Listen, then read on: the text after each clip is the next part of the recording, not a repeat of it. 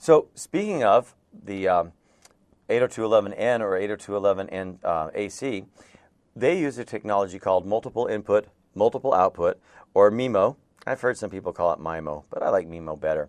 And it's a more sophisticated form of antenna diversity where we're actually going to take advantage of multipath, meaning that now when I look at my access point, especially when we had that third antenna with N, what I'm going to do is try to take advantage of having multiple antennas to receive a signal on and multiple antennas to transmit my signal on, hoping to really increase the throughput.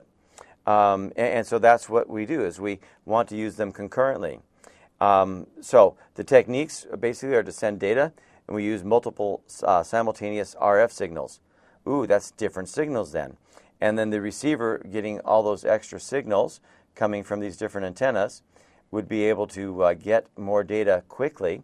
And of course, now most of the time, your laptops aren't quite as designed like this. You have usually one radio, but it doesn't mean your radio could not also use multiple signals at the same time. So by getting more signals, basically getting more data channels, you could in essence say it sounds like we're doubling the effective bandwidth. That's certainly what we were trying to do with 802.11n and 802.11 AC, which, by the way, AC is our current best standard for high speed.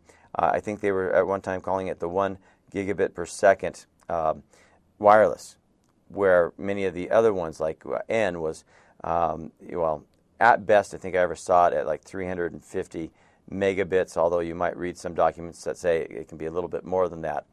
But the reason they're able to get that higher throughput is because of the MIMO technology.